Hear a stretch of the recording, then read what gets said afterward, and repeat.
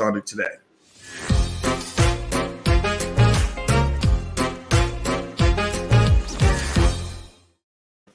All right. Good morning, everybody. Good morning also to those of you who are following the Black Financial Channel on Instagram. I usually do this every single morning, at least, and then sometimes I'll do it a couple of times during the day as market developments change. Do me a favor, shout out what city you're from. Let me know what city you're coming from, and also put your hashtag B1 in the chat if you're Black first. You got to be Black first if you want to be here. This is for Black people. That is what the Black Business School is all about. That's the only community we are here to serve, not because we don't care about anybody else, but because we only care about ourselves right now, because that's where the repairs need to be made. So what's going on, Cheo Peace and El Haj and Brandy S, is that right? I see you in there. I see Cheo from NYC. I see Baltimore, H-Town. Good morning, everybody. Okay, so let me just give you a quick breakdown of what's going on with the stock market right now. The stock market is rejoicing. Today is a great day for the stock market. A lot of you have made a lot of money. Raise your hand, say yes in the chat if you woke up this morning and looked in your portfolio and were happy with what you saw. Give me a yes in the chat. All the money makers, everybody who's glad to be making money today, raise your hand, because I know last week was a tough week. Last week wasn't easy. This week is much easier, but next week might be difficult, as well. So, nobody can predict exactly how things are going to play out, especially when you're talking about unpredictable people like, say, a Donald Trump, who really isn't predictable on any level. But I told you guys, one thing you can always count on is investors tend to do well under any administration, Democrat or Republican or whatever. So I'll say this, as a Black man, I care about the Black community. I care about things like reparations. I want to see Black people successful. So I side with people like Ice Cube, who was fighting for Black people. And I know that there are some people who are fighting against that, but I'm going to fight the people who fight against that, because why would you be mad at somebody who's trying to put you first and put you in front of the people that are trying to profit from you? I'm not a fan of that. So if you ever want to know why I get into politics and why I do talk about some of these things, even though I know it causes me to lose a lot of friends, it's because I'm a Black man who happens to be a finance professor. I'm not a finance professor who happens to be Black, right? So Blackness is not incidental to me. It's not, my side chick. Blackness is not my hobby. Blackness is my full-time job. And being a professor is something that I bring into the equation because I know that my financial expertise can benefit the Black community. That's why I do it. All right. So let's get started here. Let me break down some of what's happening in the market. One of you asked if I answer questions. Sometimes I do if I have time. Today I don't have time. But actually, in the Black Stock Market program with my students, I have a private blog where I go and I answer all the questions, every single one of them. So if you'd like to join, feel free. You can go to theblackstockmarketprogram.com. That's theblackstockmarketprogram.com. The first month is actually $1. And if your money's a little bit tight, you can actually get some free information to start to test it out from the Black Business School. You can go to firstshareofstock.com. That's firstshareofstock.com. So here's why the market is taking off. Here's why the stock market is boosting. It comes down to one basic idea, and the idea is certainty. The market does not like uncertainty. Uncertainty, statistically speaking, for those of you who are mathematically inclined, shows up in the form of standard deviations and volatility. Well, what does that mean? That just means basically that if you can't rely on something, you're not necessarily going to bet on it, right? Like if your cousin says, I'll be there at 5 o'clock, and your cousin lies 50% of the time, then you're not going to put your money on your cousin, right? So, but if your cousin shows consistency and, he done got off the dope and he's been picking up his kids and he's been doing he's had a job for 8 months, then maybe the value of his stock goes up in your head because you say, oh, you know what? I used to not be able to depend on my cousin, but now he's doing pretty good now. He's in the church and he's doing right. Well, the stock market's the same way right now. The biggest issue for the market, the biggest reason for that decline last week is because there's a guy named Donald Trump who's a little bit of a rebel, who's not real happy with the way the system works. And they felt like he was going to cause a lot of trouble if he didn't get reelected. Now, here's the thing. I think he is going to keep causing trouble. I don't think this is over. Right. So all the money that you made this week and everything else, I wouldn't hold on to that in my head. Right. That could easily disappear if Trump pulls, a hardcore rope-a-dope, on the electoral process. If it gets tied up in lots of confusion and chaos and everything else, then a lot of these gains this week could actually disappear pretty quickly. So a way to protect that might be to look into put options that you might buy in order to protect your investment. That's one thing you could do. That actually saved my butt on Workhorse. Workhorse is a favorite company that we've talked a lot about. They make electric trucks, and the stock has literally gone from $2.50 or $3 a share up to like 30 or something. So literally, like, you take $1,000, it becomes $10,000, that kind of thing. And the thing was, when Workhorse got real high, I was a little bit worried that when a decision was going to be made for the company, that might actually harm the company. That might actually cause a major price decline. And so I bought put options to protect, almost like to create a floor for my stocks. And those put options kicked in. I got extra kisses from Alicia that day because I said, okay, here's how much money we lost from the stock today, but here's how much money we made from the put options, and they almost balance each other out.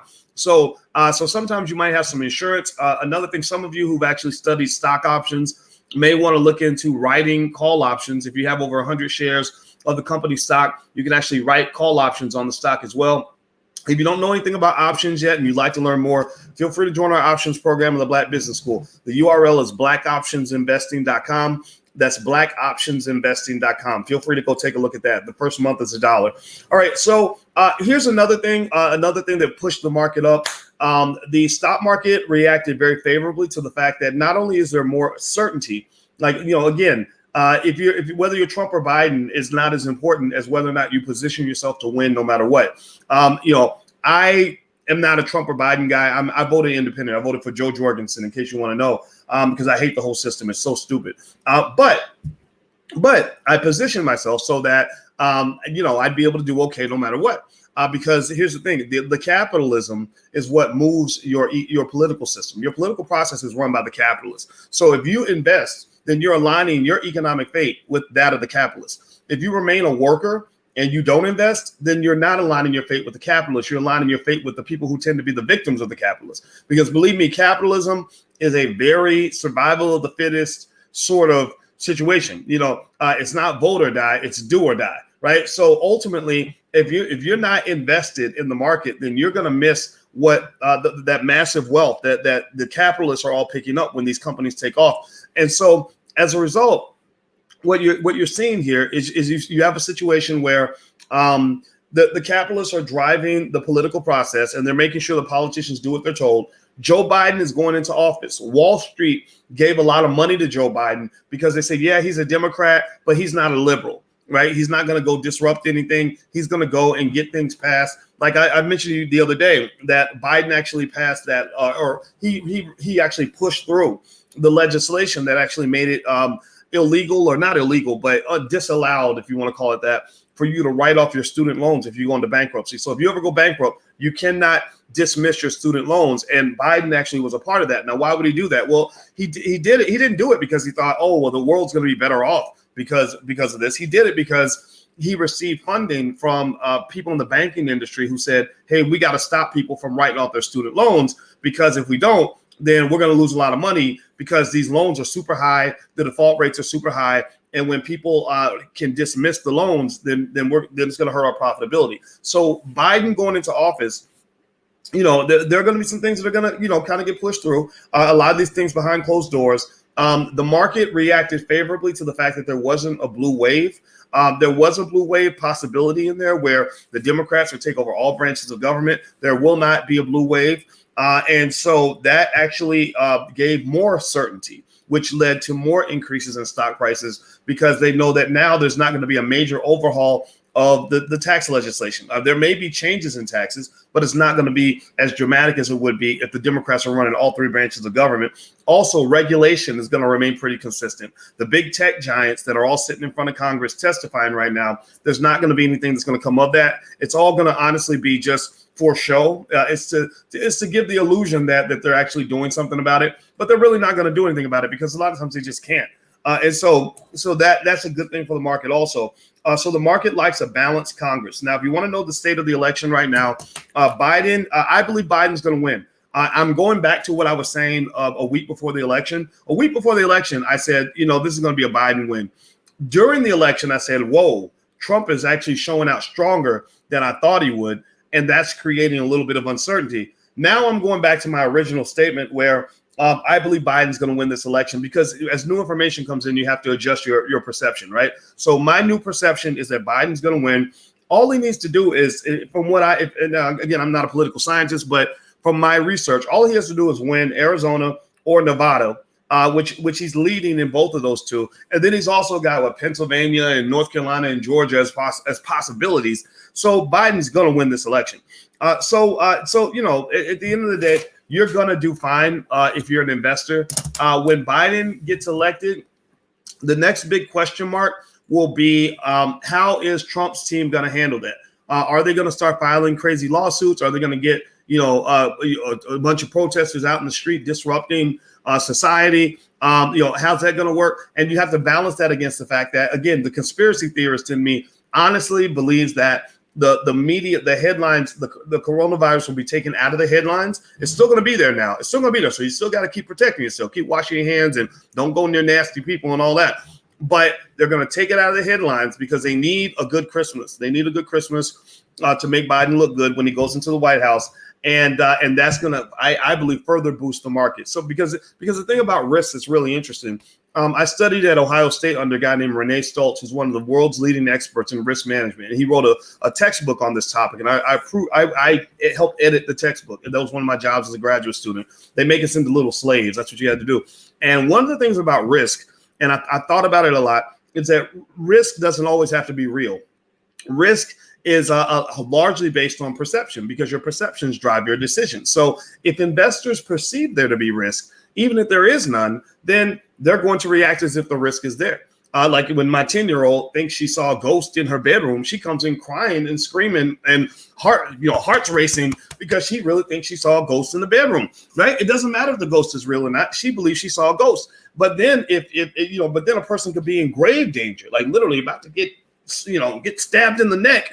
And if they feel like everything's fine, then they're not going to perceive risk and they're going to act as if there is no risk, right? So the thing is that perception and reality can be two different things.